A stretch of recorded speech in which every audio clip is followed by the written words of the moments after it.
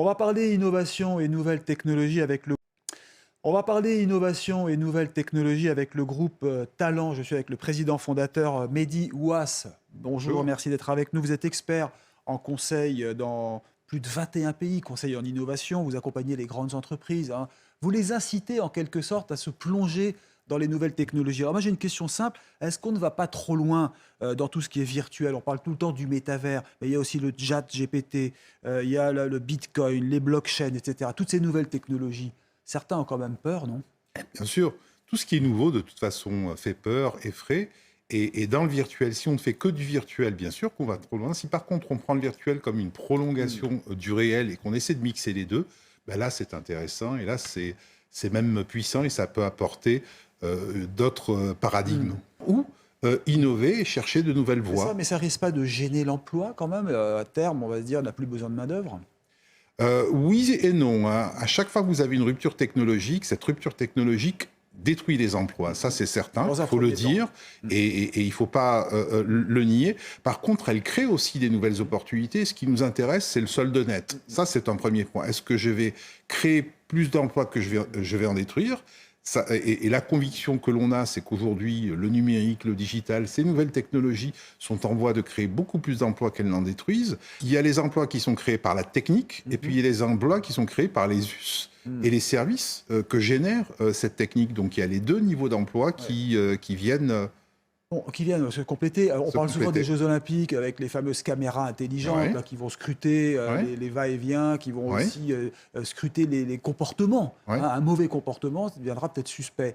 Là, il faut de la main-d'œuvre derrière quand même pour décrypter ces images. Moi, j'aime bien parler d'intelligence augmentée plutôt que d'intelligence Oui. artificielle, parce que toutes ces technologies vont en fait augmenter notre spectre. Et donc, en augmentant notre spectre, elles vont augmenter nos capacités, elles vont aussi augmenter et susciter de nouveaux services. Et en suscitant de nouveaux services, fatalement, elles vont créer de l'emploi. Alors justement, quel type de recommandations faites-vous aux entreprises? Vous avez des exemples concrets actuellement pour implanter ce métavers? Alors, si vous parlez du métavers, Mm. le métavers est un complément, c'est-à-dire ne concevoir le métavers que dans un contexte virtuel, de mon point de vue, ce serait une erreur. Concevoir le métavers comme une prolongation du monde réel et donc la capacité de traverser les océans, aller irriguer de son savoir les différents continents, c'est comme ça qu'il faut prendre le métaverse. Donc il ne faut pas en avoir D'accord, peur, oui. il faut essayer de comprendre qu'est-ce qu'il peut apporter, le dompter. Comme toutes les technologies, elles ont du plus, elles ont du moins. Donc il faut être positif, il faut essayer de voir les limites des effets de bord négatifs que cela peut procurer, et puis naturellement les corriger D'accord, mais dans... alors le métavers pour une entreprise, ça apporterait quoi? C'est de l'image virtuelle? C'est plus que l'image virtuelle, hein. Je peux par exemple, pour des entreprises de maintenance, créer dans le métavers Des des situations? situations et des entraînements pour changer une pièce D'accord. défectueuse C'est de la sans... formation accélérée. Ça C'est un peut, peu du ça peut, tuto. ça peut. Ouais. Je peux réaliser cet exercice plusieurs fois. Vous savez, quand vous regardez aujourd'hui dans les hôpitaux, les chirurgiens qui pratiquent de nouvelles opérations s'entraînent. Ouais, c'est ça. Donc, ils s'entraînent dans le réel parce que Mm. c'est des Oui, actes qui sont compliqués c'est ça. et qui mettent en danger la vie humaine. Mm, Changer mm, un équipement défectueux dans un réseau de mm. distribution électrique, Ouais. ça peut se faire aussi dans le métaverse avant de le faire Ouais. réellement dans le monde réel. Ça, c'est une Oui, c'est application. comme pour l'aéronautique, quand on s'entraîne, bien sûr. Et on Exactement, peut à parler aussi piloter. d'ailleurs de révolution technologie. En fait, on parle même de révolution tout court, hein. C'est une révolution, c'est-à-dire qu'on a la chance de vivre une époque où la technologie, celle qui sait utiliser la donnée de manière assez importante, est mature Mm. et aujourd'hui est en avance par rapport à notre C'est ça. imagination. Mais je voulais dire, on peut la comparer à d'autres révolutions dans le passé, comme la révolution agricole, industrielle, tout ça? Moi, je la comparais à deux grandes révolutions, celle du 19e siècle avec l'arrivée de la machine à vapeur, Mhm. où on pensait qu'elle Mhm. serait là uniquement pour remplacer Mhm. les chevaux ou les bœufs, et on s'est aperçu que non, elle Mhm. avait entraîner une révolution industrielle. Et puis au XXe siècle, naturellement, l'électricité qui ouvre la voie aux ordinateurs, à l'automatisation, à la robotisation.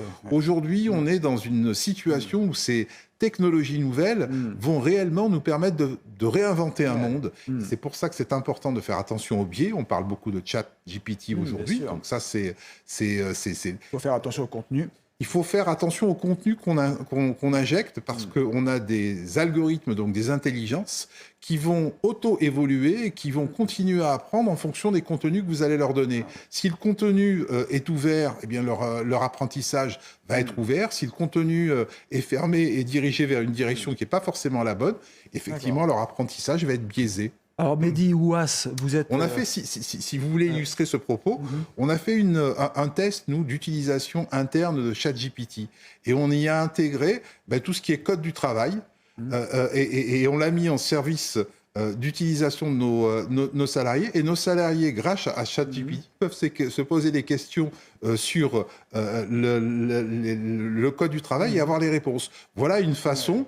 non biaisée, intelligente et structurante d'utiliser cet algorithme et de le rendre de plus en plus intelligent. Dieu sait s'il y a des articles dans le Code du travail, je crois qu'on a le record du monde. Voilà. Peut-être qu'on aurait pu mettre la réforme des retraites en chat GPT pour savoir quelle était la meilleure formule. Je pense que ce que j'ai compris de la réforme de retraite, c'est qu'elle était très compliquée à expliquer. Peut-être qu'un chat GPT aurait, ou peut encore aujourd'hui apporter, lançons-lui un appel. J'ai une dernière question, Mehdi Ouass. Vous avez été ministre en Tunisie. Oui. Comment passe-t-on d'homme politique au conseil en innovation? Alors, j'ai été homme politique pendant une année, dans 40 ministre années de l'industrie et ministre du tourisme et du commerce, mais j'avais été 20 ans entrepreneur auparavant et puis 15 ans entrepreneur après.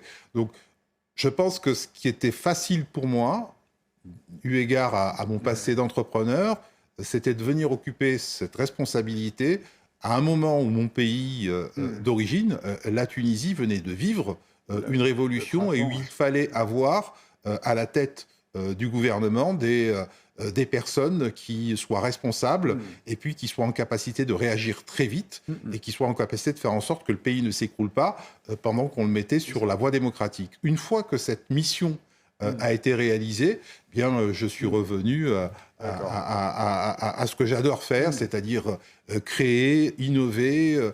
et travailler sur une révolution, mais technologique. Sur une révolution qui est technologique, qui est peut-être plus facile à maîtriser, mais qui est compliquée aussi. Merci en tout cas, merci beaucoup Mehdi Ouass d'être venu. Restez avec nous sur CNews.